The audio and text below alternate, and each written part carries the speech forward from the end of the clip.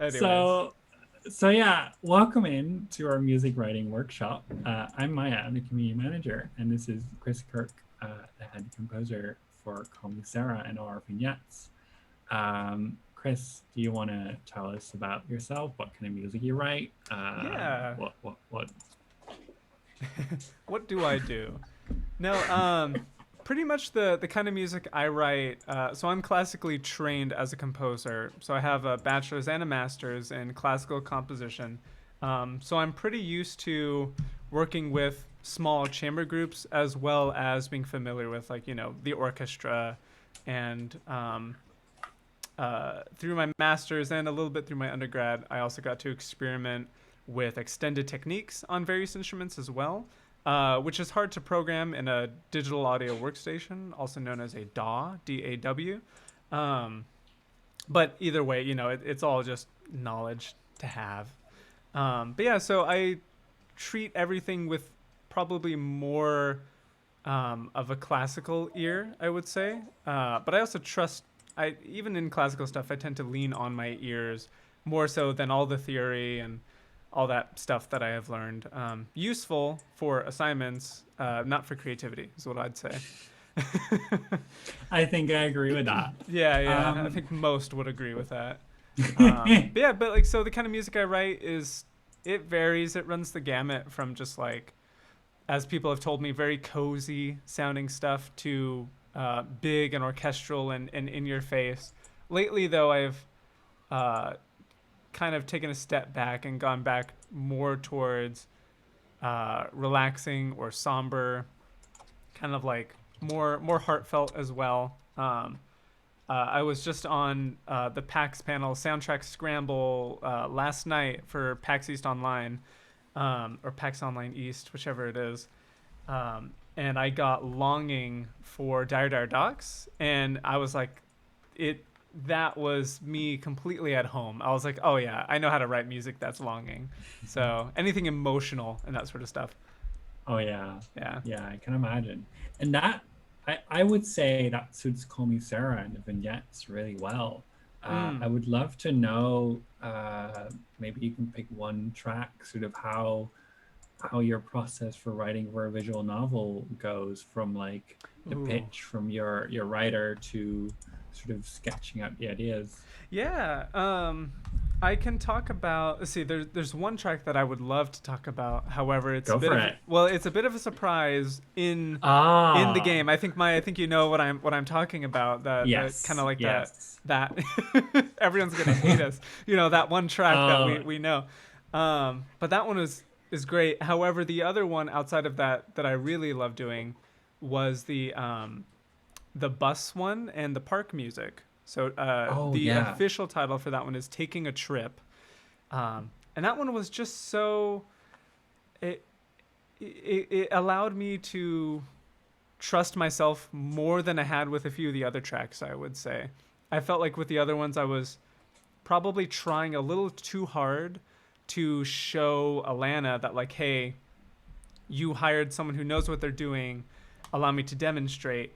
Um, and I'll admit, I kind of got lost in a few of the tracks trying to, in a way, prove myself. Although Alana tells me time and time again how fabulous a composer I am, which I appreciate wholeheartedly. But it was one of those where I was just like, I need to trust myself on this one, don't I? And so I think it was during one of our one of our monthly meetings we were talking about it, and I was talking about the taking a trip track, and I was like, yeah, with this one, I kind of went back to more of like a chamber sound, and Alana was like, yeah, Chris, it's almost like when you sent me your demos, they were all chamber stuff, and I said that would be great for the game. And so yeah, I just went back to it. So it incorporates bassoon, cello. I think there's piano in it. There's some strings as well, but it just felt very. It felt smaller and more intimate, and therefore, to me, it sounded. It's the most true to me as a composer, as it can get. I would say, I love that track, and you can hear it, and in Good Looking Home Cooking and in the upcoming Roll for Confidence as well. So anytime you take a bus or go to the park in Fernview, that's the track. I'm just like, Yeah. I love this track.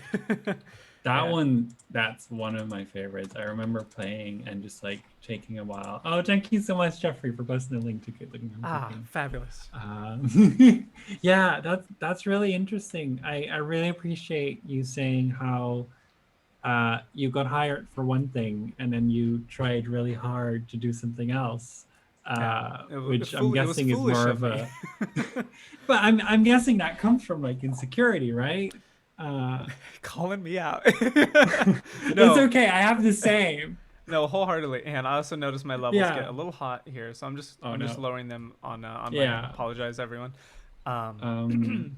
but no, yeah, absolutely, because Call Me Sarah was only the second game that I had worked on.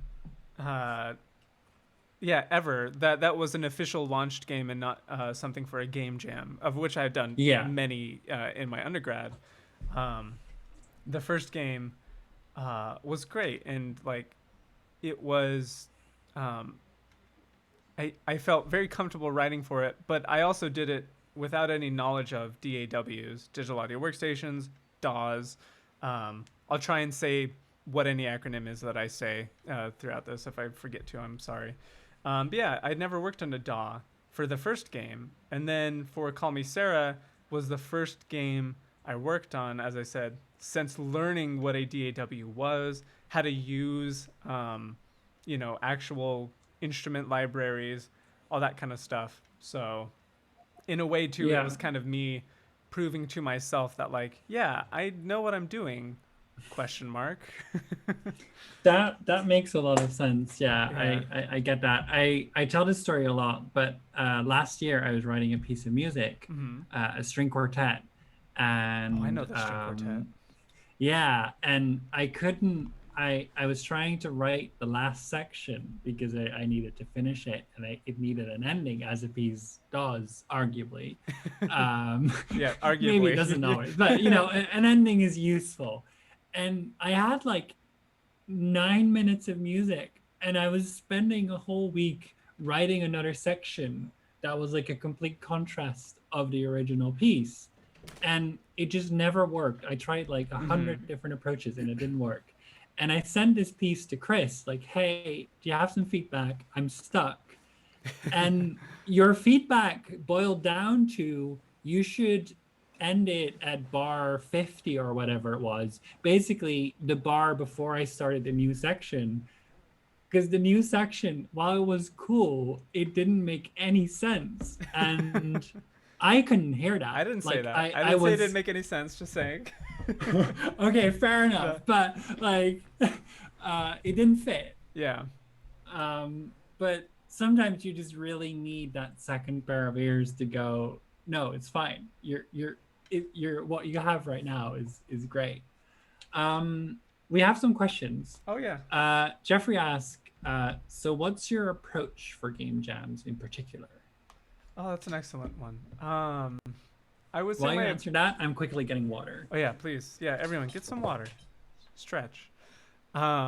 My approach for game jams really just boils down to communicating with the director or whomever is in charge of communicating the audio needs to the composer or whoever is working on the audio. So composer, sound designer, voice actors, all those folks, and really just kind of figuring out what sort of sound that they're looking for, and then ask him like, what is this game like? Pretty much like, what is it based off of? What are you iterating on, or what new thing are you trying? What are you experimenting with?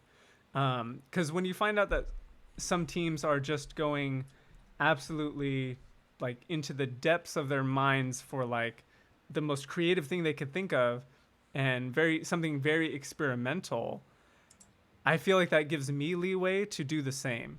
It's almost like if you're working around a lot of creative people, it makes it easier for you yourself to dig down and be like, well, what funky thing can I start doing? Maybe it is funk, or something else like that.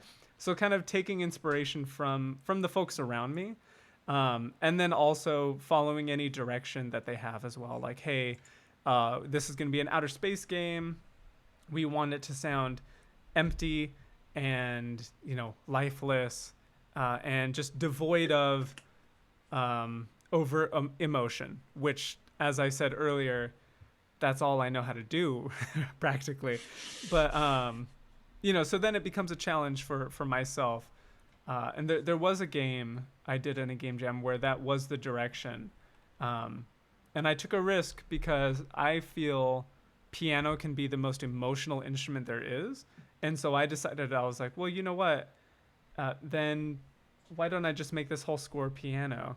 And it worked out really nice. It's the music's somewhere out there. I'll post it in the Toad House Discord after this. I hope I remember. I could find it though. But yeah. Also, y'all should join the Toad House Discord if you haven't already. It's a wonderful, cozy place. Lovely. Thank you so much for your detailed Yeah. answer. I think that's a really good answer. We have one more question, and then I think we should get some music writing done. Oh yeah. Rhoda asks, how do you manage stress during a game jam, and how do you handle the time limit pressure? Which I think is very relevant for our No Crunch game jam. Yeah, absolutely. I would say managing stress for a game jam for myself is not so different than when I'm just managing that same stress for something personal. If I'm in terms of music, if I'm just writing my own personal track, sometimes I get like a great idea. I'm like, oh, wouldn't this be amazing if I could pull this off? And then suddenly I'm like, oh, I've spent 4 hours on this. I need to take a step back, because I've spent too long on this essentially. So just recognizing when I'm starting to possibly burn myself out, or even if I feel like I can keep going, knowing that it's not healthy for me to keep going. Just recently, actually, what was it? Not this week, but the week before that, I started trying to get to know one of my drum libraries a little bit more. And to do that, I had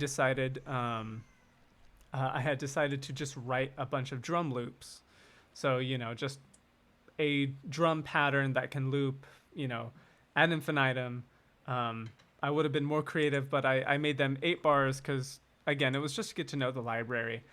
But I had been finessing things so much on my trackpad, because I have a laptop for all my work right now, that I started to aggravate a prior wrist injury as well as forearm.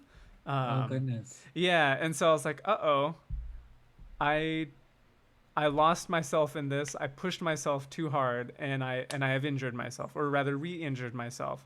So immediately I was like, okay, well, I have to take some time off then.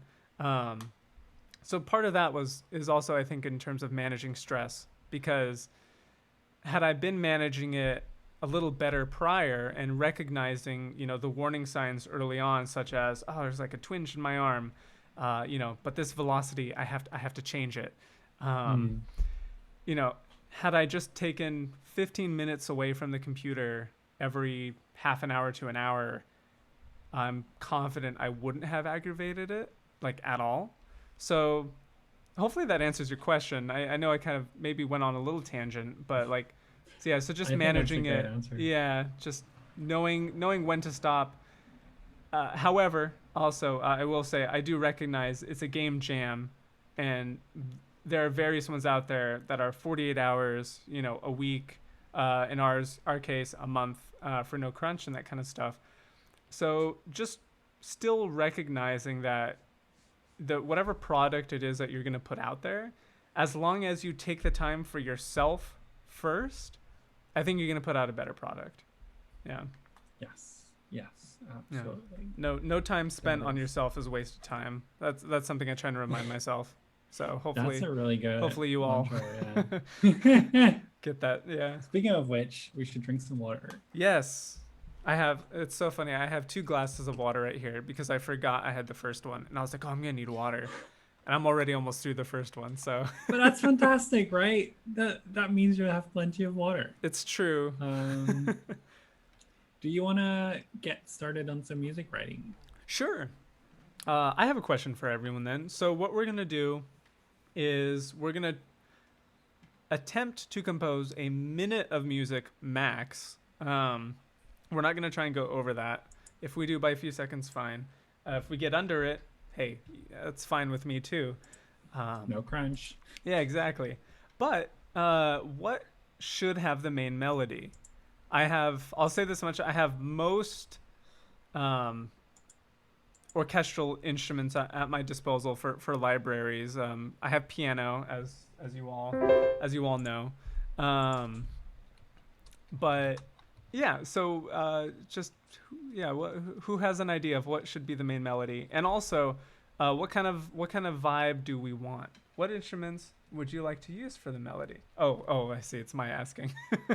Yeah. I'm just I was repeating like, the question in chat. that. Yeah. So what would be kind of cool? The vibe. Where's this visual novel taking place? And I'll talk about my process as I compose as well. Specifically writing for visual novels too. Yeah, that's quite a specific approach, isn't it? Yeah, it really is. Well, while people are thinking on that, I'll just say that there's a lot of pressure, I felt at least, in writing. Random adjectives. That would be cool. There were times when Alana told me, she was like, hey, I've had this track going for for like 3 hours, and my immediate response was, oh my gosh, I'm so sorry you had to listen to that. But I didn't say that immediately, and I waited for the inevitable feedback. And more often than not, she would say, it sounds great. She's like, I just have a few minor tweaks to make, but nothing major. So that was really nice. But it also opened my mind. I was like, oh yeah, a visual novel, you don't want to exhaust your players. You don't want the music to be super, super busy to the point where someone is going to get exhausted listening to it because, they're reading first and foremost.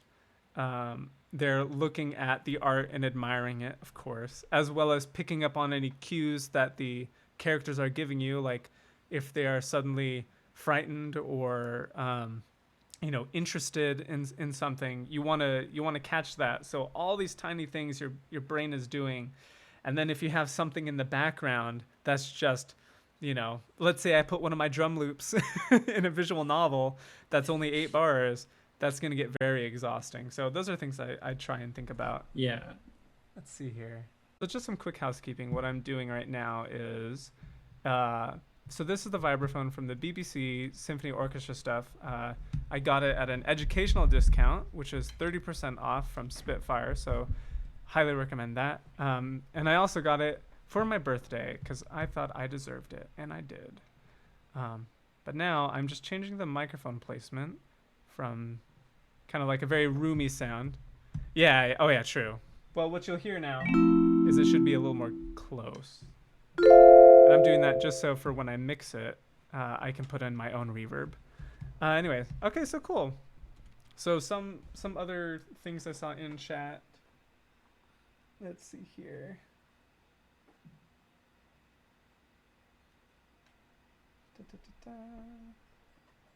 Please leave the booth. Recording is starting. Let's see here. Maya, remind me of some of the adjectives that Jeffrey had. Yeah. Rustic. I like rustic. Let's go rustic. Rustic, 66 BPM. You're all going to hear. Oh, yeah. Housekeeping. Vibraphone. Yeah, there. Named and saved. That's very rustic, isn't it? All right. So I'm going to turn on the click. So you're all going to hear some counts. Probably. I don't know if you hear that. You probably do. And let's just see what happens.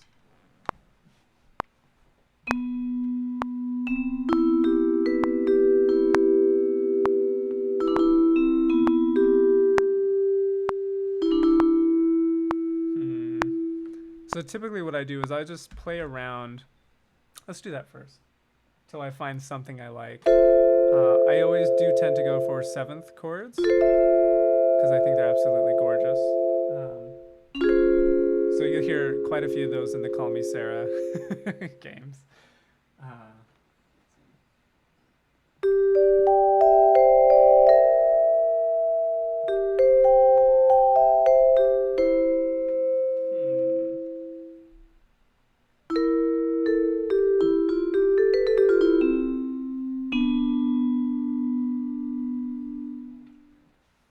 Something rustic. See, and I tend to just repeat to myself the vibe I'm trying to go for. And try and find a simple melody that I can, or not even melody, a simple melodic cell. 2, 3 notes, 4 notes. That I don't mind hearing, I guess. So that's not that bad. But a little standard, too standard for my liking. Too spooky.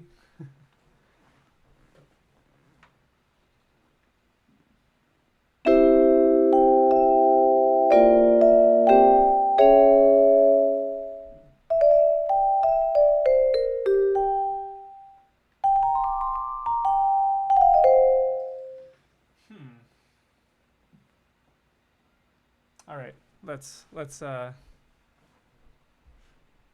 here. Yeah, I also like the upward 3 note. Remember, I can still hear you, Maya. Oh no, go talk away. Honestly, some of my, a lot of my composing is done at like coffee shops for a time, or also just around friends as they're playing games and stuff. So I really don't mind hearing people chat. Maya said she didn't want to distract me, and I'm encouraging it.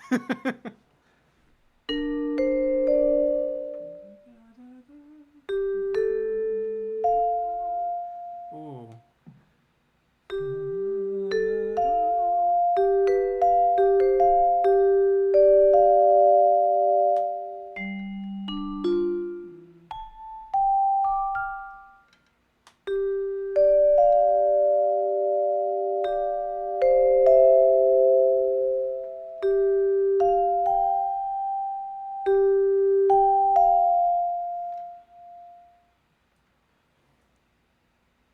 Oh, okay. I can fix that. Oh, the reason why I'm quiet. Sorry. Here, I'll put my thing back up there. Is because my piano is unfortunately away from the mic. Yeah. So I'm at an awkward position, but I'll see if I can't keep this up. How's that for the music? Is that better? No, looks like it clips too. Let me just put that -6. There we go. That should be about as loud as it gets. That should, hopefully that's better. But thank you all for letting us know.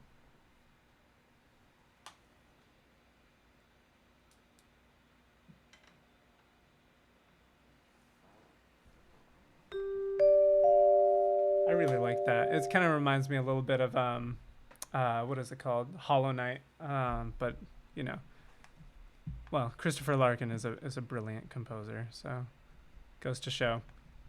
Not stealing. I'm merely saying it just reminds me of that. Okay, cool. So let's put that in.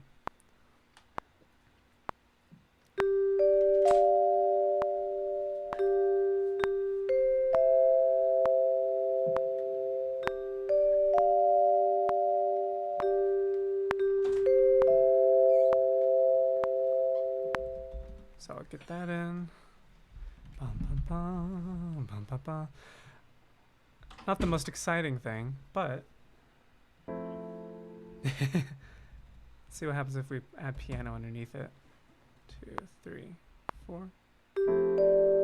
Nope. the wrong chord.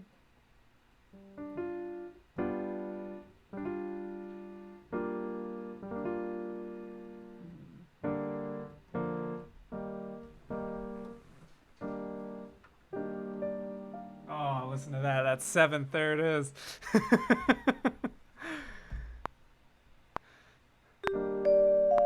little bit of delay. Okay. So here's the thing now. So now that we know that's what we want, I'm just going to be a little more patient with it. Really just going to do that in 2, 3.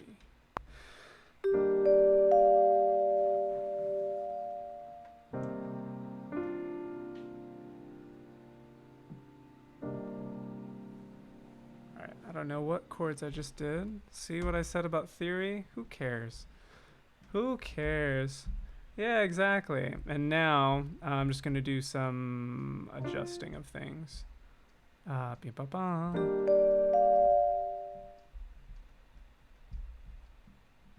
very just chill, relaxing in the background. Almost coffee shop-esque, yeah?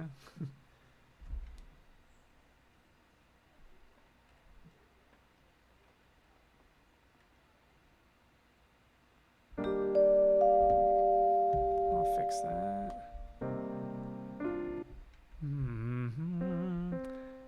Let's see what happens if I just do that. You know what? I always tend... This would happen a lot in my classical work too. I would start at one tempo and I would just be like, nah, make it slower. Let it ooze. So let's see if we can't make this ooze. And I like that, but let's see what happens if we put it up a few octaves. I'll fix that timing. That's nice. Kind of sparkly. Haven't added any reverb yet, but that's okay. That can come later. This chord right here too.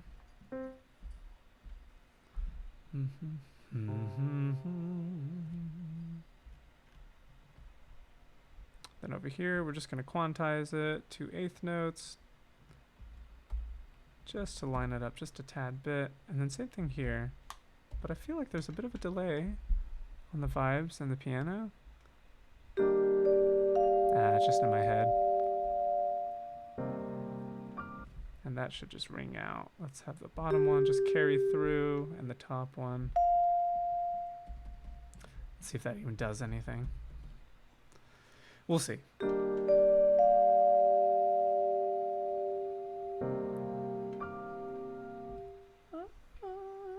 See, and then I start to hear, in my head at least, what the next note should be.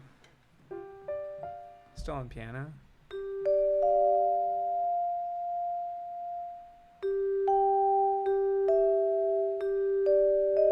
No, too spooky.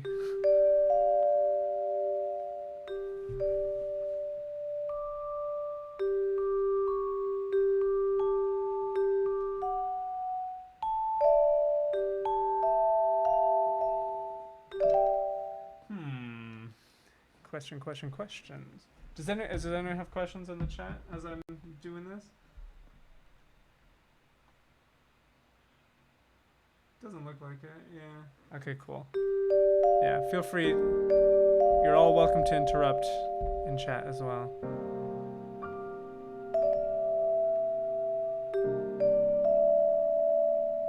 Oh, that was kind of nice. But I didn't like going to that note immediately. Bum bum bum, da da. Probably off tune.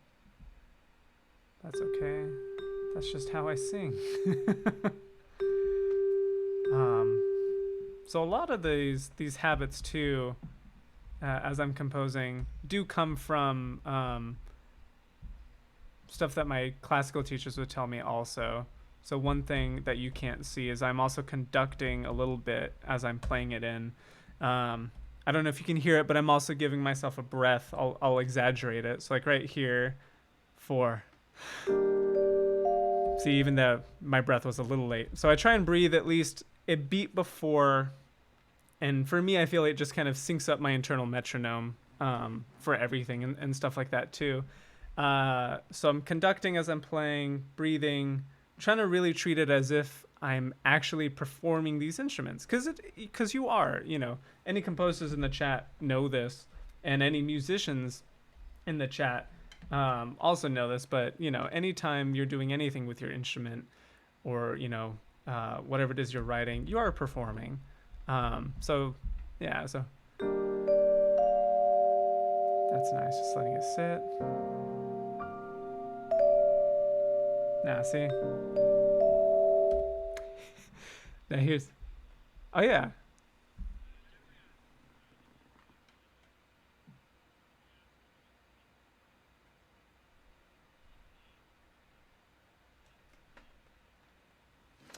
Oh, excellent questions. Yeah, so very much, I like that, Jeffrey. We are kind of in like a doodling phase, and I very much agree that, yeah, I think for myself, because I can only speak for myself, I do go through these stages of just kind of like figuring things out, and trying to just get to the heart of what it is I'm trying to write before I start adding things such as reverbs, delays, flangers, anything to make it sound different than what the instrument actually is.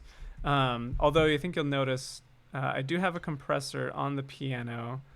I actually don't know why that's there, but it does help a little bit. Yeah, so then I go in, add compression, EQ, very important. Sometimes to try and completely change the sound. Sometimes, like with the vibraphone, I'm noticing if I let all of that just kind of mush together, there are some things in there that I don't really like to hear. Yeah, so yeah, definitely different phases in it. And also, some of you will notice I did get rid of that high piano thing, because I actually, turns out I didn't care for it. So that happens a lot too. I think with anything is, you write something, you're like, oh yeah, that's pretty cool. You keep going, you write some more, and then you realize it feels out of context. It feels wrong, or maybe just it shouldn't be there yet. So that idea might come back, but I just got rid of it. And actually, what I'm about to do. Oh yeah. Oh yeah. Maya did ask the question though. Yeah, she did. I know. What I'm gonna do though is actually a little more doodling, and I'm hoping this is engaging for you all, but I'm trying, because we did start this kind of going in without an idea, which I actually like. Yeah. So I'm just gonna noodle on the piano just a bit more. But I do like these chords I came up with. And I do like this 3-note thing. It's something that any instrument could really come in on, and you'd be like, oh yeah, that's that. Yeah, so I'm just gonna noodle.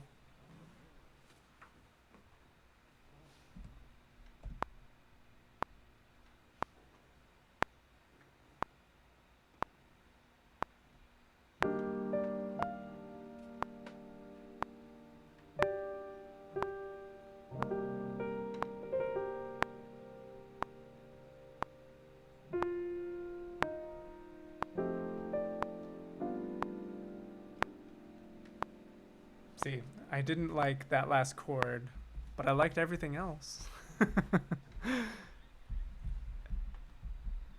Oh, did you?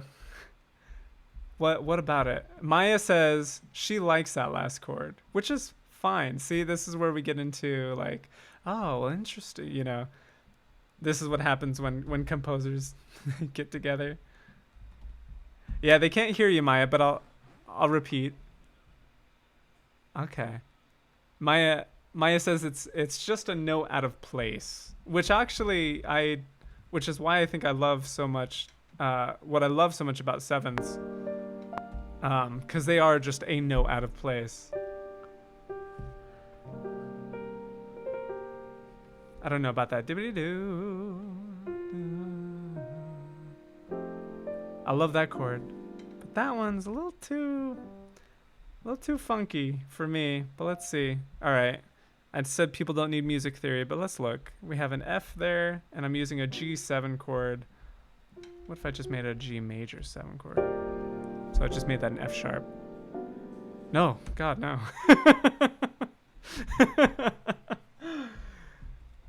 And this is essentially the riveting process that I went through with all of Call Me Sarah, actually. One of the main tunes for it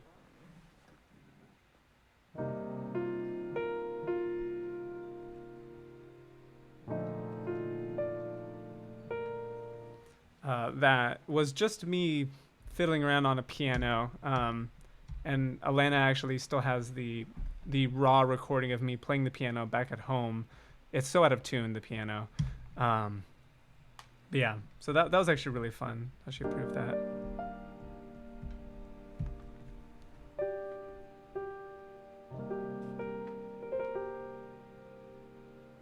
Don't forget to drink water, y'all. I'm taking sips every now and again here, especially since I'm singing so much. Although you probably can't hear it.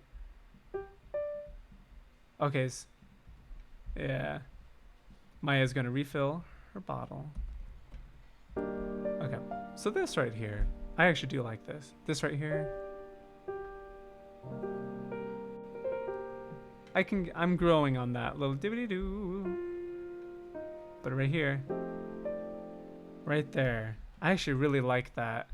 But I want to delay this note. Not put a delay on it, but just delay the note. So what I'm going to do first is I'm just going to tighten everything else up over here.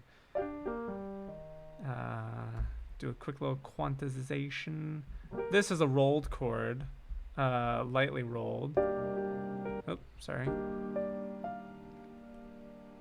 So it's okay if it's a little out, I think. But what I am going to do is I'm just going to move this slightly just to line up that note. Put this a little closer. Oops, not right on it. Some people ask, why don't you quantize to 100%? I don't know if anyone asked that yet, but I'm getting ahead of it. Part of that is, to me, I think it just takes all the human out of a performance. You don't go to a live concert to hear the music performed perfectly. You go for the experience as well as for those human elements. And I very much think that should be the case in most game audio as well. If you're fortunate enough to get like a live musician on something, they're going to outplay whatever you will put, through whatever you'll input through your MIDI keyboard or whatever. So even if I got like a live pianist for this, that'd be great. Or if, someone who's an actual pianist. I am a pianist, but I'm not that good at it, in my opinion. But that also happens when you go to a conservatory and you're like, oh, these are piano players. So I like this. So I'm going to just let this carry on out. Come through. There's that one. These, just doing a bunch of hotkey shortcuts. But this, okay, it's right here. So where to delay this one?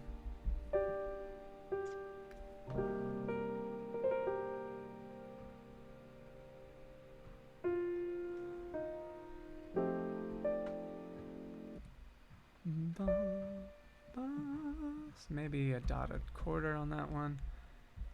And then I think that one's just going to be nice just to let it sit and ring out. So let's see what happens if we do that, yeah? And then now that I have all this that I really, really like in the piano, I'm just going to copy it all down to the vibes and then get rid of these chords underneath. Keep them in the piano. And I actually like all this stuff. I'm just going to put it up an octave and just see how that sounds. Tempted to get rid of these chords, but I'll put them back there.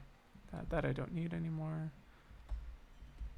Put these back over here and just line that up with that. Yeah, let's just see. So some orchestration stuff. Oh, that's nice in octaves.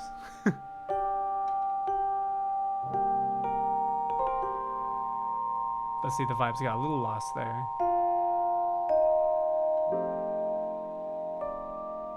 And see, I don't think we need piano on that last hit. I don't, at least. You all maybe have a different opinion, and that's fine. Totally fine. Let's just hear it again. I love that in the octaves, but that's a little too powerful. So I'm just gonna get rid of that note. See what happens if I do that. So a lot of time I am experimenting with register in instruments as well, just to see what happens. See, okay. So I did like that up there. However, to get back to like a visual novel composition type of stuff, to me, that is an auditory cue that we have repeated something. So when the track in the visual novel does eventually repeat, this high note up here is kind of like, oh, same with the coming in on the chord, but this is a little more noticeable, I think. And for me personally, I don't want the listener to know that it has looped, even though, I mean, we're not even that far into the piece, but the beginning is what people are going to hear and latch on to, especially when it does repeat. Because they'll hear that, they'll be like, oh yeah, I'm back at the beginning.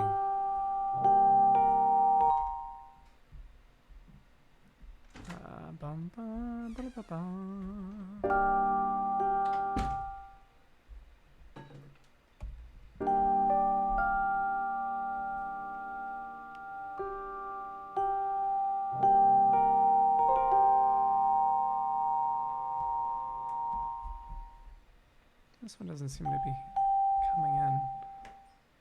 Let me mute the piano. Yeah, oh, see, that's so piercing. Trying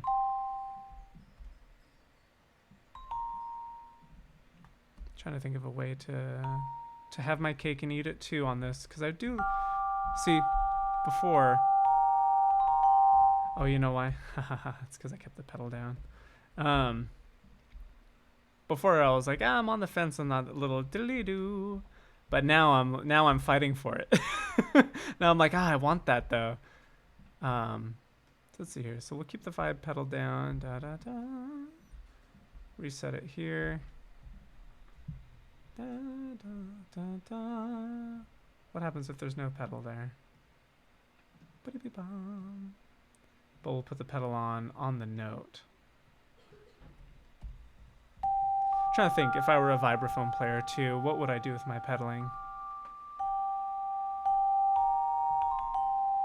Oh, that's so much better. I like that. I'm such a fan of letting notes just blend in together as well, letting them get blurred. So like right here, big mouse, no, there it is, right here in the middle.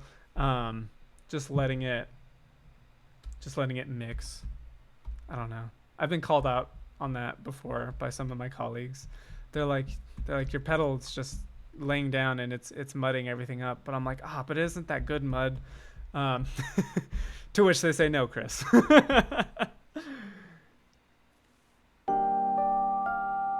I don't know if we're close to a rustic feeling, though.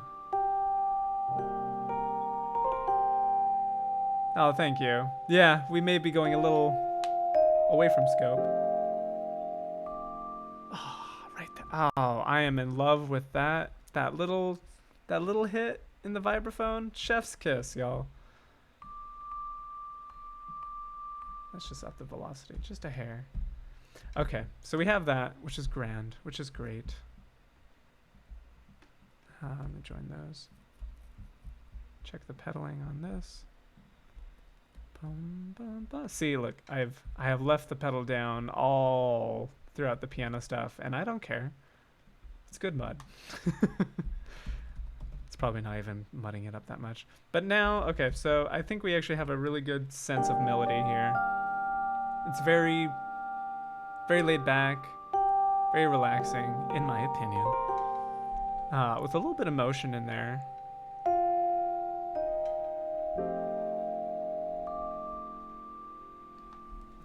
And see, my ear is telling me repeat that. So we're going to. But I'm not going to copy and paste as much as I want to. I'm going to see what the notes are. No, wrong notes, Chris. Oh, look at that. The old 5-finger chord. You love to see it. Pianists hate him. I hate. I wouldn't enjoy that.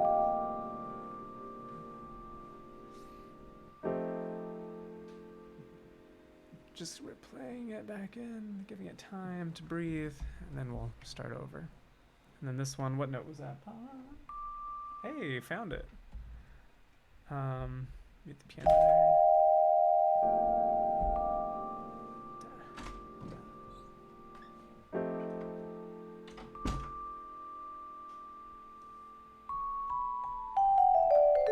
Nope, didn't work. Another experiment gone wrong.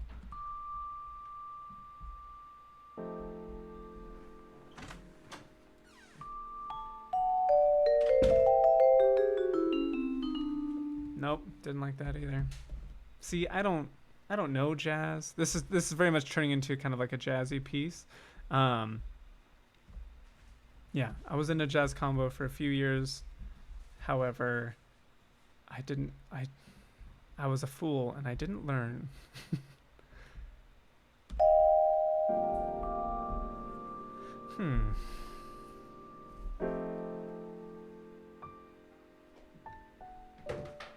What am I doing? I'm on the piano.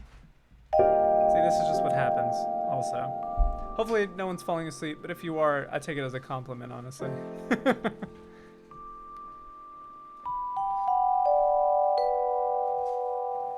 No, I don't like any of that. See, and that tells me I'm being too heady with it. I'm like, oh, I want this. I want it to, a little run that comes down. And if I really wanted it, I'm confident I could do it. Part of it is just me going like, all right, Chris, you're on stream, so just take it easy. But we'll just do that. Add a little bit of that and move on. That's came a little too hard.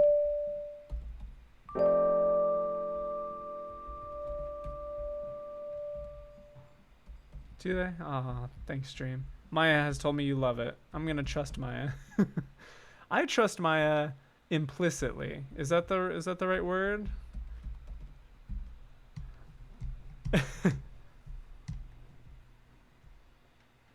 But no, I trust Maya so much. Genuinely. You should all follow her on Twitter. Just saying. Full of memes, good stuff. Oh, see, I'd already forgotten that. We're using those 3 notes. So good.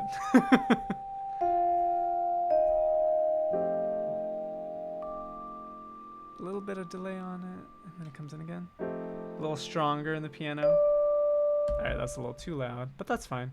And this is what I do as well. I go back and I listen, and I continue to listen, and I repeat it. Because it helps give me further ideas. And it's more true to my composing style. I listen to what I'm doing almost constantly. I know there are composers out there who don't, who will write something, like this. They'll say, okay, cool. I'll mess with it later. Let's keep going. One of my professors in undergrad said this about a student who is an excellent writer. I think she's an author now at this point. But every sentence that the student wrote was, in the professor's opinions, absolutely perfect. And she was curious how she did that. until she watched her. I think they were doing like an in-class essay or something, and she watched her at her laptop, and she's kind of doing what I'm doing. Like she focused so much on the first two or three sentences until they were perfect, and then she moved on. Um, However, now that I have all this stuff in, and now that I have an idea, I feel like there's more of a vibe. I think things are going to start to go a little more fast. But let's, oopsie daisy, let's see. Oh, yes. Let's take a quick break. Been here for an hour. Let's see what we can do in another 30 to 45 minutes. Um, oh, that's right. I don't. However, we're gonna take a quick 5. I will. I'm gonna mute myself. I'm just gonna turn my stuff down.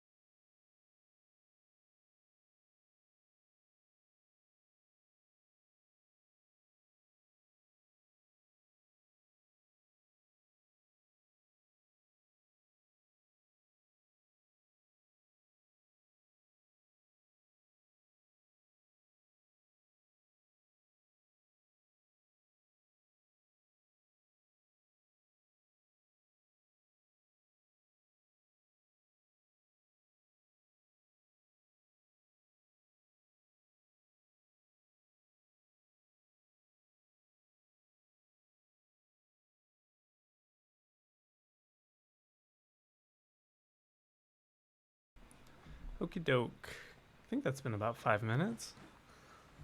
Awesome. Maya says hello, everyone. Alrighty, so where were we? Ah, yes. Just a few bars in after an hour. But it's okay. I don't charge an hourly rate, so. Alright. Let's hear what we have. Again. That's right, 3 notes.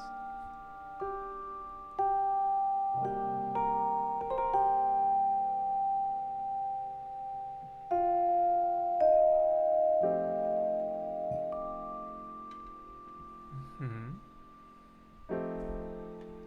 Oh. See, it's a good thing we had a break too, because now I know. This. Just put that up. This. Let's experiment. Let's see what that sounds like.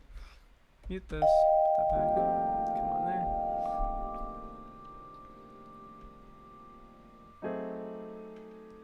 Ooh, a little funky. But I think it worked without the A flat, or A sharp. A flat.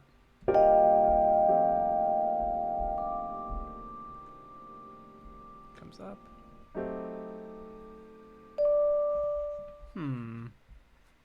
There's something there. What are these notes? That's why. So we went from this. Almost. Oh.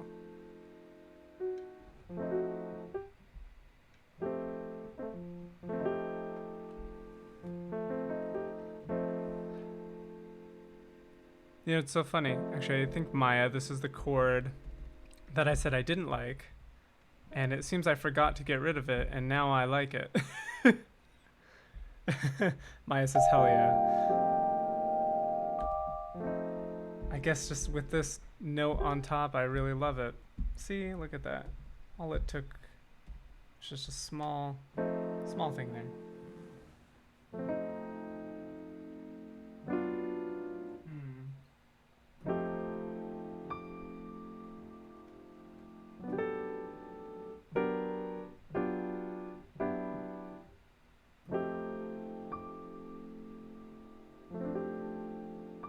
Ah, there it is. We go down.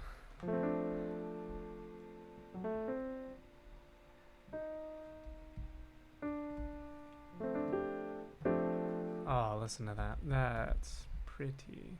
Okay, cool. So we have all this.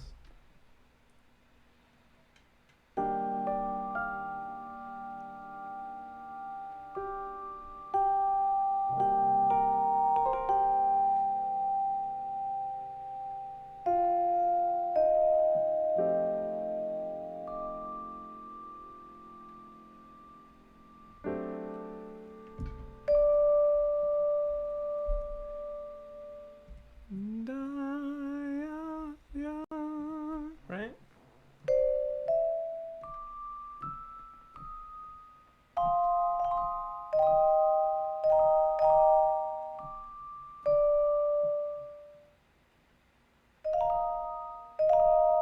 Maybe? Let's see what happens.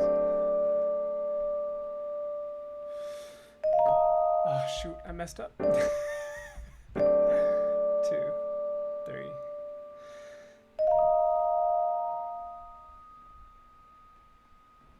Okay, and then I think we can move on to whatever's coming next. See, even I don't know what's happening here. So if anyone's lost, don't worry, I'm with you. We'll find our way together.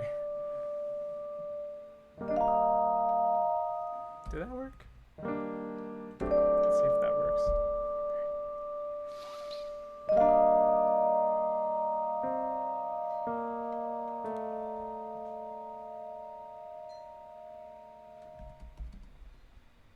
Don't know about that last note, but maybe. And now, yeah, shorten it. Go ahead. See if I care. So we're just gonna fix some pedaling since my pedal's over there, and it's hard to stretch my leg to do that and do the talking. Notice I'm leaving the pedal down for all this because I want it to whoosh together. Also going to move the pedal here so it changes on the note.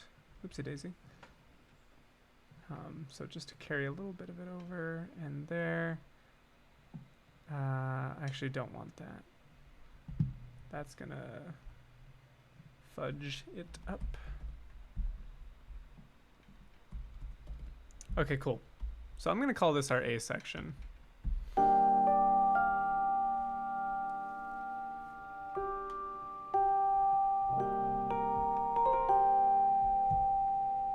It's about 20 seconds or some odd long, 25 maybe. Because this time is wrong, because since we're a little ahead, we're about 4 seconds ahead actually. So see, we're at 20 seconds now.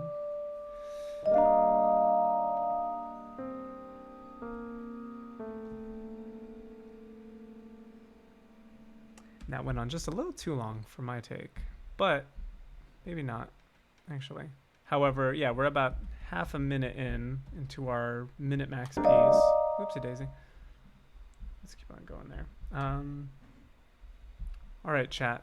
What do your ears tell you? What does it need? Not necessarily for the B section, but in terms of instrumentation. I have some thoughts, but I would love to hear yours.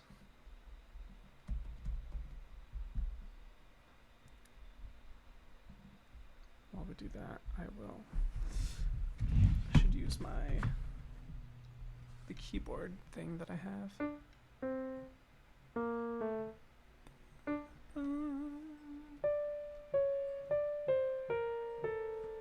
So I'm just gonna mimic that in the vibes.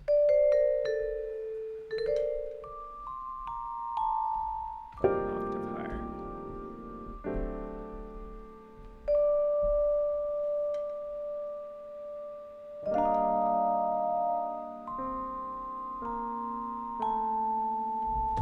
Oopsie daisy. It's okay, it didn't cause any harm.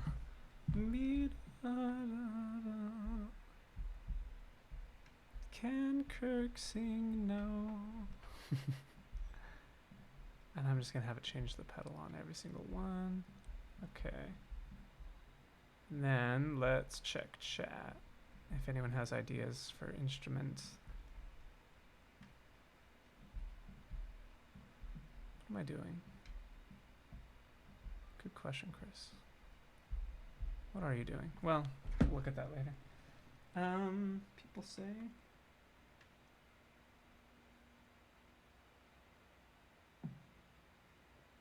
Oh, I see rainstick, tenor sax, strings, Maya.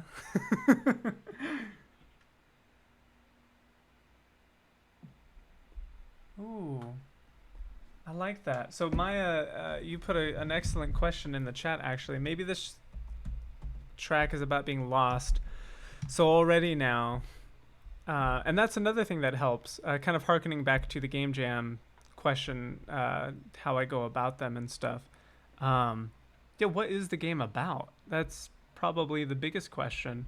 I remember when I heard Alana talking about Call Me Sarah on the podcast Game Dev's Quest, because for a minute there, I was like, well, I want to do game audio, but I cannot find people who want to take a chance on me, someone who hasn't done much in the world of game audio. So I'm like, all right, I'll make my own game, put my audio in there. So I started listening to Game Dev's Quest. Shout out to Rhett and Taylor. They're the hosts of it. And I saw Alana's because Alana was talking about voice acting, and that was something I'm also interested in. Something, audio related again. And I love D&D, and I love doing voices. You can ask my roommates, my housemates, everyone pretty much. Oops, that should be up more. So I was like, oh, that sounds like a great episode to listen to. Long story short, Alana poured her heart out regarding the Call Me Sarah game, and I was like, that is a game I would be so blessed and fortunate to get to work on. And here we are now. Look at that. Isn't that wild? But yeah, so knowing what the game is about truly, truly, truly helps. I think I did this wrong. But let's see how it sounds.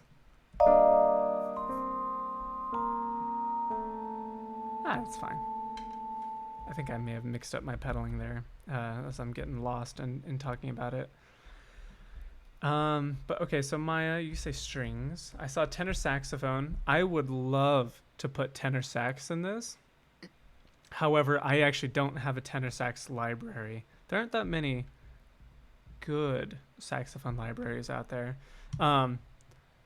Logic does have a saxophone stuff, but I don't much care for it, unfortunately.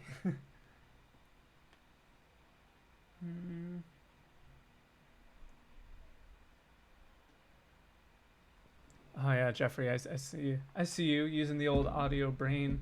Yeah, there are a lot of high frequencies and stuff, particularly in what we're working with right now outside of the piano. But even then, the piano's not that low. So yeah, maybe something low to ground it. So we'll go ahead and do that actually. And I think strings. Here we go. Let's use some solo cello because I love solo cello.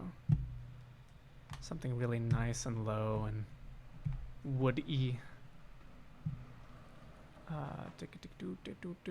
So I don't have solo cello, but what I do have is the cello leader from the BBC Symphony Orchestra, and I'm just gonna.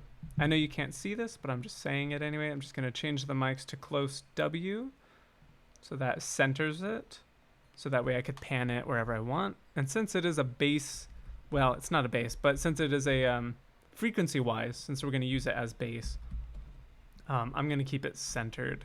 Actually, everything here is pretty centered in the stereo field. I might change that. Let's see what happens. That's nice. However, we can't really hear it. So, so Maya, you said they can't see any of the plugins and stuff? Oh dear. All right, well, that's fine. I'm just adding a compressor to this, setting the threshold pretty low, so it's going to compress pretty much the entire signal that's coming in. But if it works, right?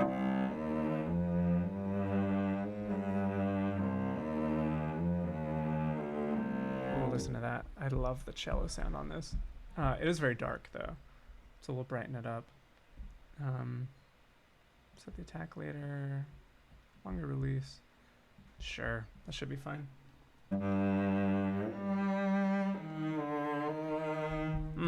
Gorgeous, gorgeous, gorgeous. Are there any cellists in the house? Cellos in the house?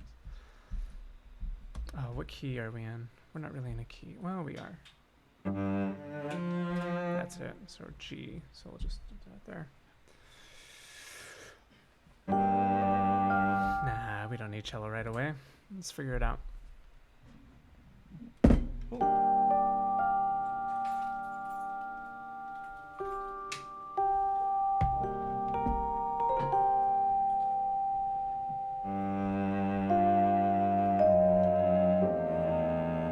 Nope.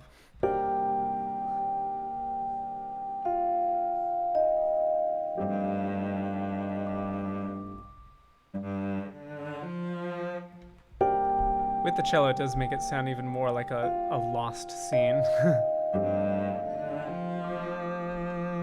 I don't like that there.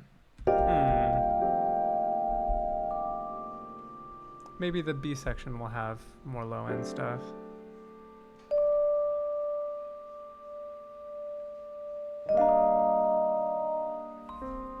Maybe right there.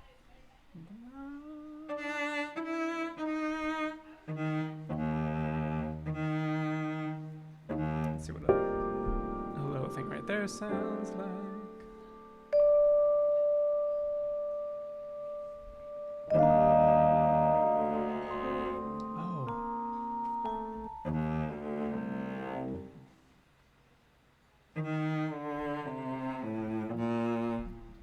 Those are the notes I use. Ba ba ba ba.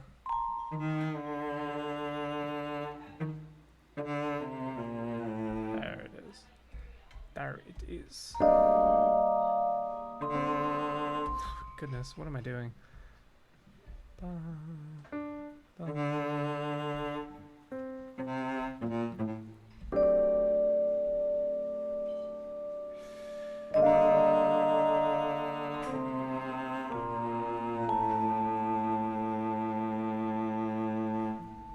Cellist can't hold it that long. Let me rename this.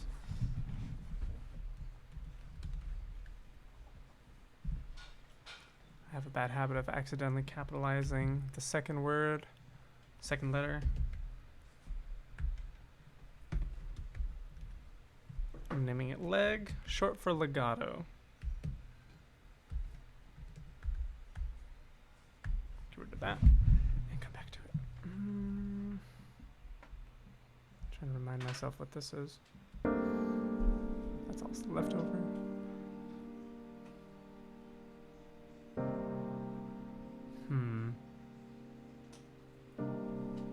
Okay, we pretty much have that material. Let's see here. Someone did mention percussion. I'm tempted just to put a kit in here. It's like, you know, snare, bass, or bass drum, like a kick drum, hi-hat, toms, you know, a whole drum set, a kit. But I'm also tempted not to.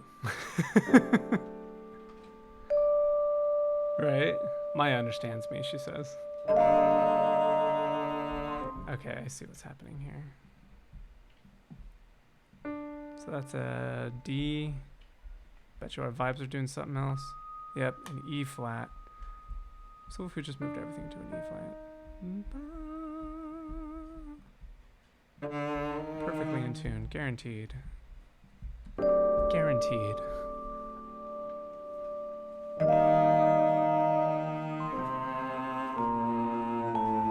But then that changes what I want to do, I think. Level 2.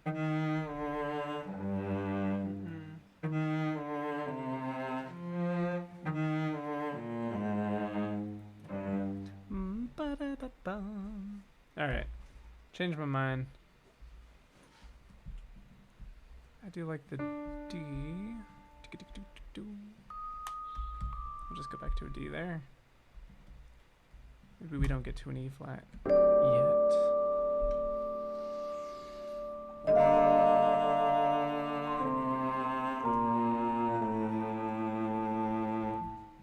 And then, see right there I hear more strings coming in.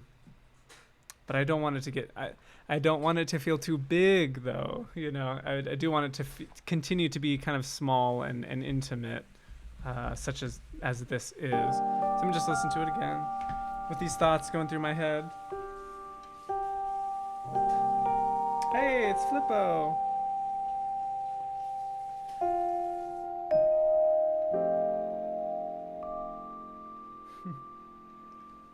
See, I was just talking about Game Dev's Quest, and Flippo's in that server. He's very active in it. I think you hosted an episode or something too.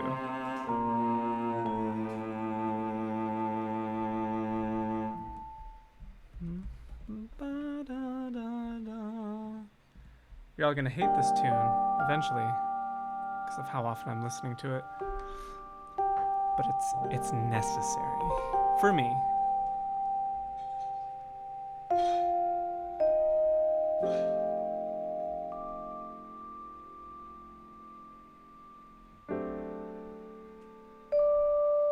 I still think that vibe's a little too loud right there, but that cello comes in very strong too. And I think it all should just stop right there. So shorten them, get rid of that stuff.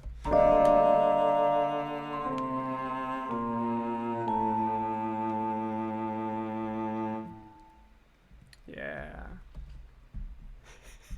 I think I said this, 20 minutes ago? But now I think we have our A section done. I thought I'd do. I could work on this all day, honestly. Let me think then. So,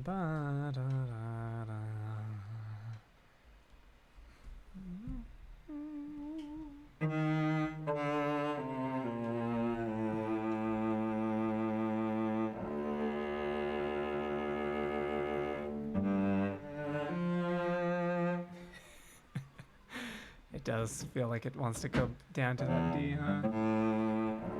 It's almost like we're doing a cadence. Ugh. Music theory rears its ugly head. And yet it will. So let's just roll. Let's roll with it.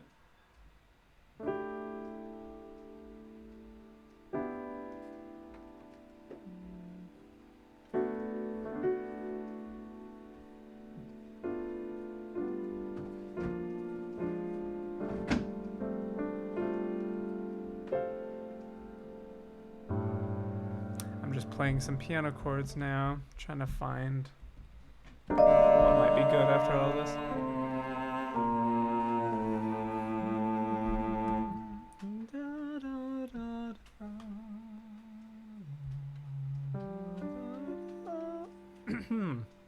As my voice cracks. Drink water, everyone.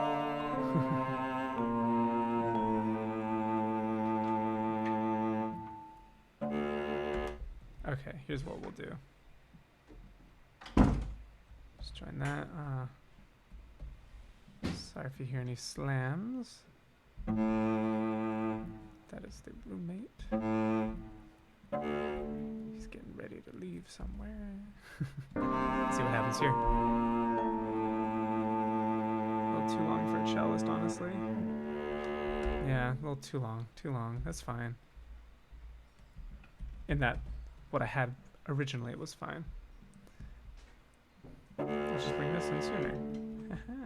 I'm lowering the velocity on this one because with the BBC, well, you'll hear it, I hope. Let me solo this.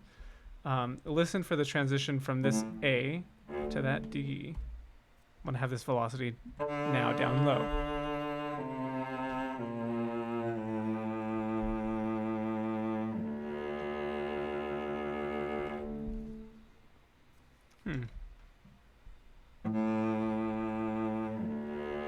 You can kind of hear it, but it does a portamento, but not like the biggest one. So very just kind of glides down to that note. I could definitely do it on these two. So like, you kind of hear that little gentle slide. Becomes a little more human that way. That's all that.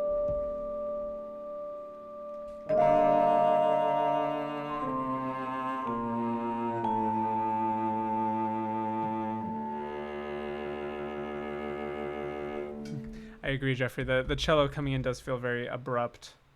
It's a moment, right? And it's something that we should work up to. Admittedly, I haven't done any automation on it yet, but if I change it to a 1 velocity, it kind of squeaks in, which may or may not work, but yeah.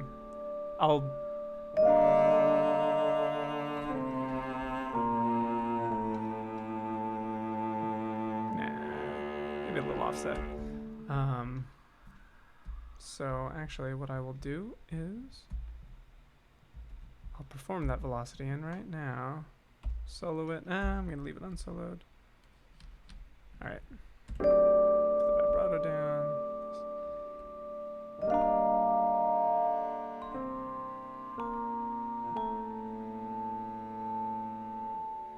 And I know you all can't hear that because I can't hear it either. But the feeling is there. So now I'm just going to bump this up. And also, it's going to be quiet because vibrato. So let's perform that in now. Start a little straight vibrato.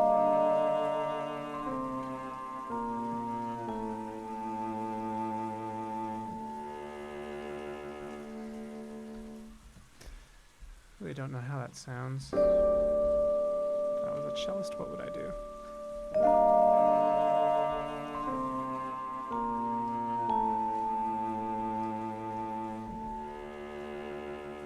Okay, vibrato's a little off there. To my ears. I'm just gonna cheat and do this. Just have it come up. Have it come up a little sooner. Sure, go that high.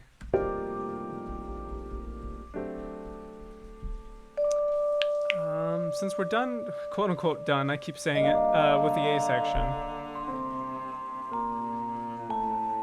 to answer Jeffrey's earlier question about like when I start deciding certain things, more things regarding mix, such as EQ, what's it called, reverb, all that. Let's do a little bit of that now. It's always fun to watch. Maybe. Probably isn't, but that's okay, because I'll make it interesting, right? Let's see how I do that. So EQ. So, oh, you're not gonna see the EQ though. Oh dear. All right. Well, that just makes it better, because then you all have to operate on your ears, which I tend to do also. But, however, I cannot sing the praises of presets enough. So I'm just going to turn this on to a warm piano sound. What that does on the EQ, this is just a standard EQ thing for Logic. I don't use any other EQs outside of when I master something. But this is just going to cut off a lot of the high end. So get rid of some of the more shimmering frequencies of the piano, because the vibraphone is going to have a lot of that already, because the vibraphones it's a metal percussion instrument. Doesn't matter how you hit it. You're going to have those high frequencies. You'll have more if you hit it with like a wood mallet. So it does matter, but I think you understand what I mean. So now if I just turn the EQ on and off.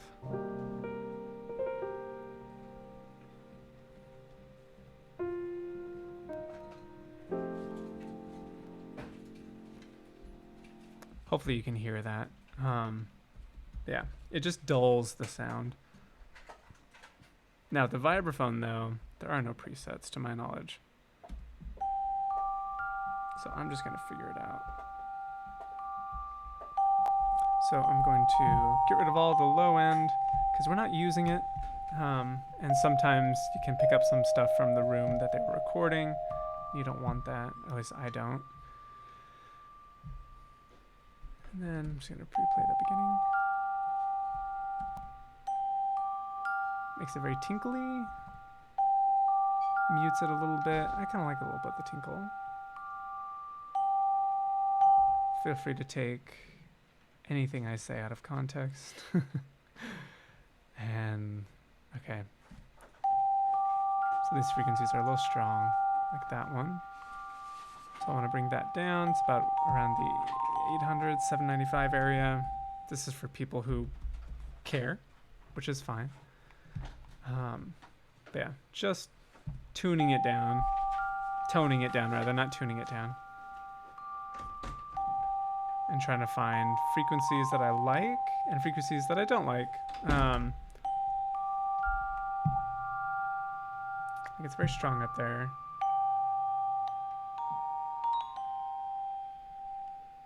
Don't like that. Yeah. It's not too much really to EQ on the vibraphone. It's a pretty pure sound, which is nice. It doesn't have many overtones coming in for it outside of the overtones that come with each note that's being struck. But, you know, subtle differences are nice. Good to have. And now I'm going to EQ the cello. This one is actually a little more drastic, because as I said, I find the BBC solo cello to be a little dark. I'm going to bump it.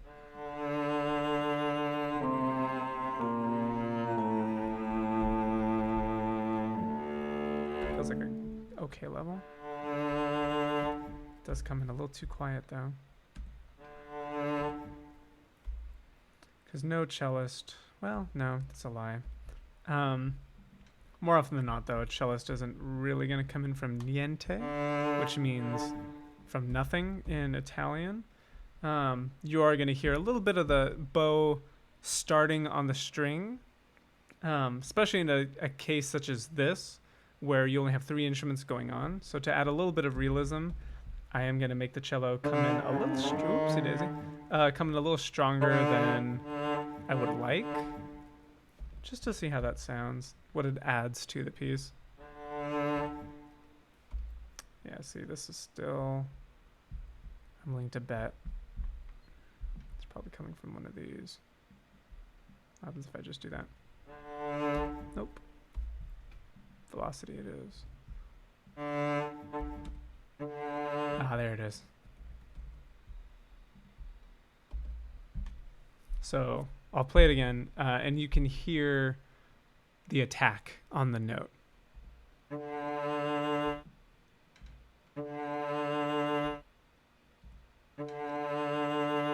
Did that a few times. Versus if I have it way down here, you'll hear it comes in from almost nothing. Which is lovely and beautiful, but that's not what we want. Well, not what I want. I do want a little bit of a stutter, I guess. Kind of like a, and then the emotion creeps in. And now, having done all that, now let's EQ it.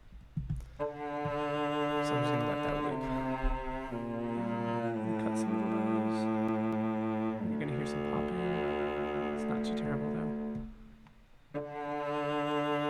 Bump a little bit of that. Find where the cello sings. So where I find the instrument to have most of its character.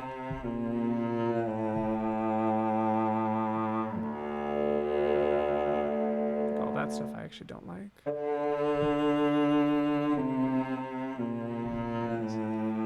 a little bit around there.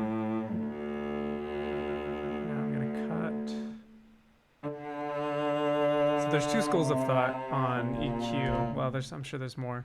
But pretty much with EQ, there's additive and subtractive EQ, I believe are the words. I use a mix of both.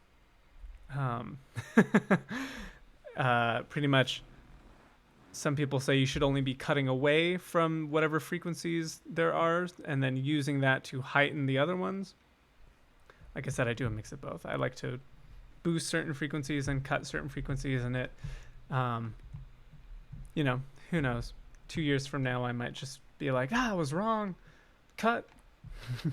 Just get rid of the frequencies. That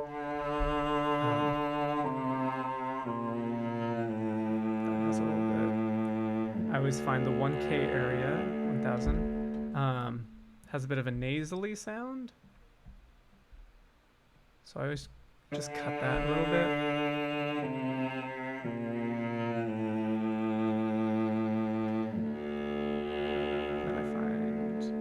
Stuff, and then I boost the rest in the high end, and then I'll A/B, and what that means is I will pretty much play it with the EQ on and then with the EQ off, close my eyes and think, what sound do I like more, and then I check it with the mix, and then I continue on that way. So I'm just gonna do a little bit of that right now. What I do is I close my eyes are closed. You can all make faces at me. You're probably doing that this whole time anyway, right?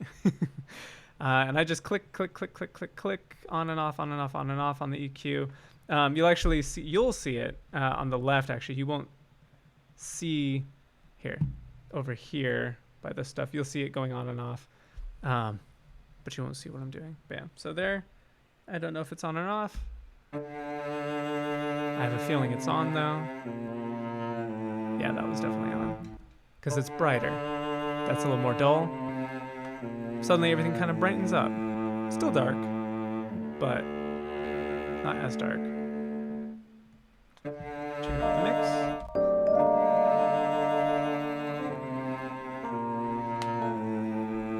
And listen to that. It's really coming together.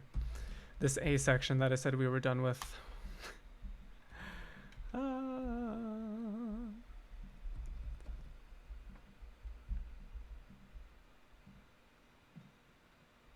And now we'll add reverb. I have Valhalla Vintage, which is nice. I think it was $30 when I got it. I got it on sale. And I'm gonna go for a chamber. See what happens if we do a rich chamber. pre-delay. All right, cool. Just the piano on it, and then just tune it in. So no reverb. All the reverb. Oh, that is nice. A little too much though.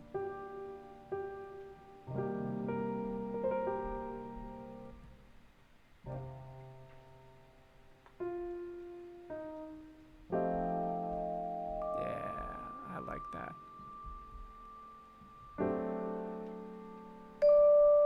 Oh yeah, that's still too loud. I'll fix that. Timing's off. That's okay. Let's go back.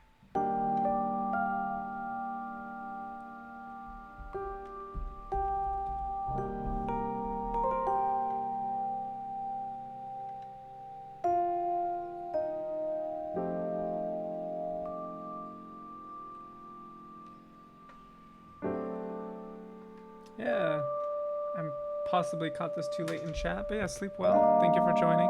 Casey, have fun at work if you can. And enjoy the musical.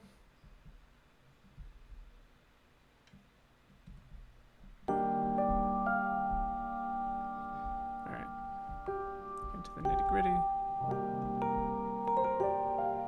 little too loud. Put that down. This one I know is going to come in strong, so I'm just going to put it down anyway. See what happens. Still really...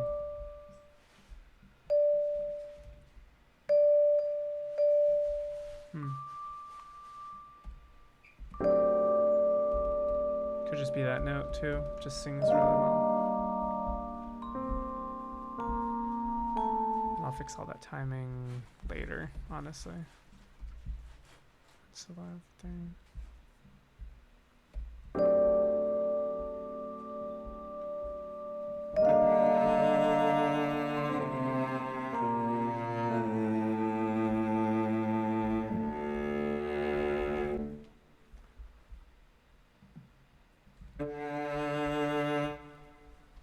I think a little more reverb. Yeah. Cool. Boom. Got all that taken care of. Then one other thing I recently started adding is a little bit of soft saturation. No additional plugins needed outside of Logic. If you go into their fat effects, turn everything off except for the soft saturation. Boost that to 100% since I'm using it as a bus. That way I can just control how much is being saturated. I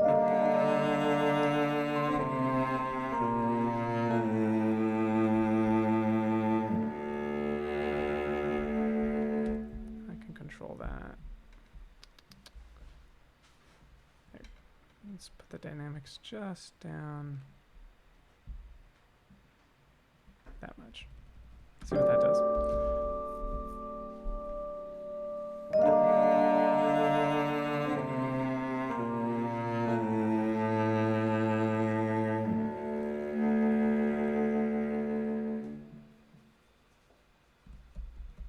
Yeah. All in all, a very decent A section that took way too long to do, even by my standards. Then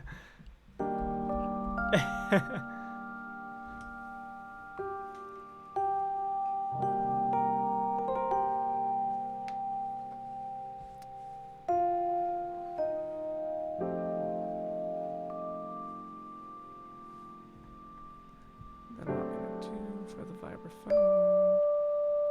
Bus one again. I'm gonna go pre-fader on it and just add a little more. You can really hear it if I boost it.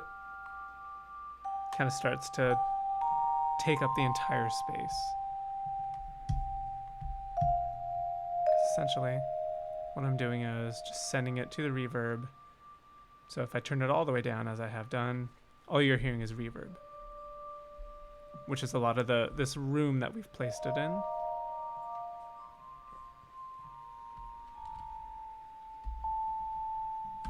So when I do that, I find it gives it a more I don't know, just kind of fills the space more. Some people don't like that. I do. And some, to some people, it's not filling the space. They say it does muddy some of their mixes, and it's done that to mine as well. Um, so definitely salt to taste on it as well. Like, I still think that's way too loud, that part.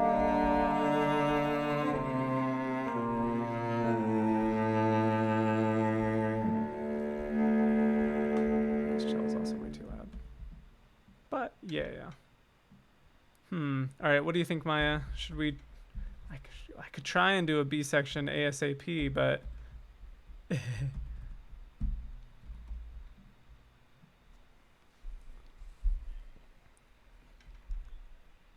yeah.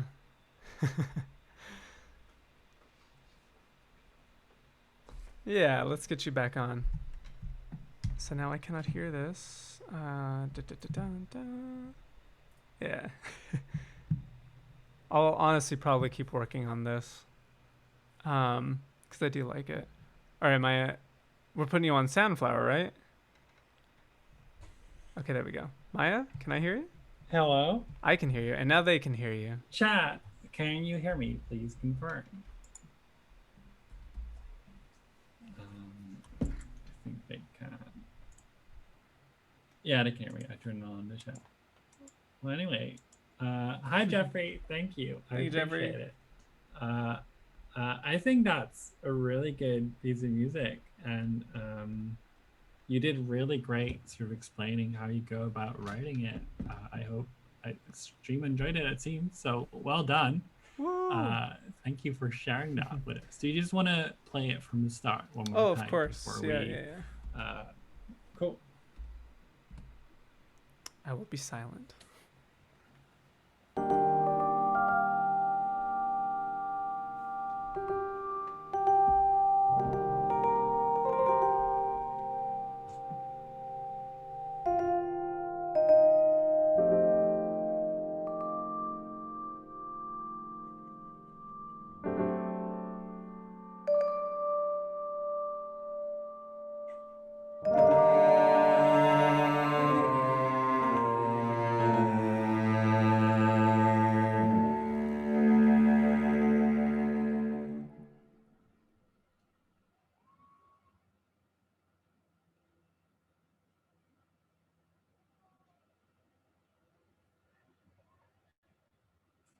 That was beautiful.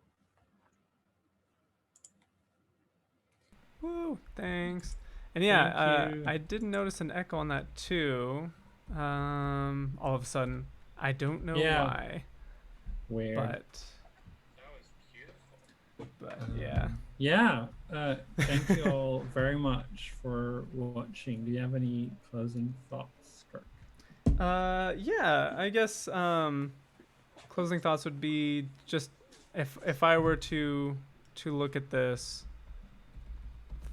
through the eyes of, say, like, for a visual novel, I think it does work really well. I love we definitely moved away from, what was the first adjective? Rustic? Yeah. We started. I'd say we rustic. definitely moved away from there. I think But part that's of all right. I think part of that make something. Yeah, I think part of that was just, I was like, okay, well, let's write something, and then very much my own style definitely came in on this. If I had more time and I could be a little more critical, and I had, did I say more time? I think then I would have been able to get it closer to the scope for a rustic. But no, yeah, I think this does fit kind of like a scene that's just kind of chill, relax, but also maybe there's a little bit of a little bit of longing in there as well. So yeah, I think it works really well. And like I said, I do like it, so I am gonna keep going with it, and write the B section, and then most likely try and finish and polish it. Maybe not this weekend, but hopefully before Tuesday is the goal. Yeah, because I have a few other things I need to finish before then. For those who don't know, we'll be sending you or like uploading this piece. If you Yeah. want to use it in your game, you're more than welcome to. Yeah. Do you? Yeah. So I have one more question, and then we'll have everyone go. Jeffrey says, if you were to continue on this in a game jam, what would be the next step?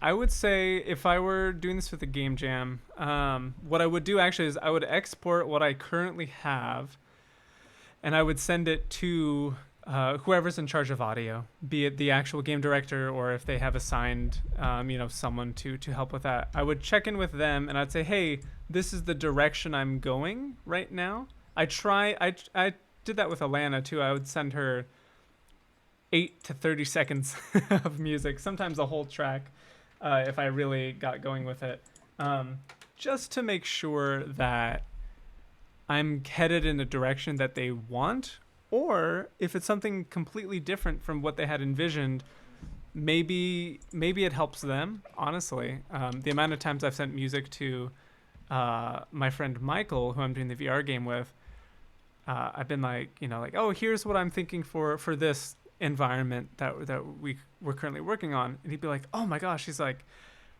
this isn't what I had thought of. He's like, but it gives me an idea for this, be it later on in the game or for the environment. So he would say stuff like, do not he'd say, do not throw this away. Don't do a save as and put it away. He's like, keep going with this one. But he would say, see if you can just lean a little more into, and then whatever it was he originally wanted sometimes. So yeah, I would just check with the game devs and be like, hey, how is this for you? Does this give you ideas? Is it close? And I do like when they're up front, and if they just tell me this isn't working, start over. That saves me it actually saves me a lot more time than if I were to keep going with this. And then they tell me, can you start over now, versus telling me sooner. But that's a lot of it. It's part of the process too, though. But yeah, and then That's musically, awesome. I would know. Sorry, not to speak over you, Maya. Just really quick, Oh no, musically. I was just saying. Yeah. Go on, go on. I was gonna say, this beginning is pretty chill, so I would want to keep the chill vibe. I've introduced the cello, so I'm like, okay, I would want the cello to interact more. So now I think I would give the vibraphone more of a chordal accompaniment, and I would have the piano and the cello start to take some melody stuff. Piano, maybe do some counter melody or something. Who knows? And then somehow let it loop all the way back, so that I do get a perfect loop, right back to the beginning. Yeah. Probably see how far I can take it away from the beginning, and then it's a fun challenge to be like, oh crap, we have to go back. Yeah. Fantastic. Thank you. Well, I think that will be all. Thank you so much for doing this workshop, and I look forward to seeing all the games. We'll say bye now. Yeah, I can't wait. Y'all are doing some amazing stuff. I always check out in the game jam stuff that we have on the Discord. Yeah.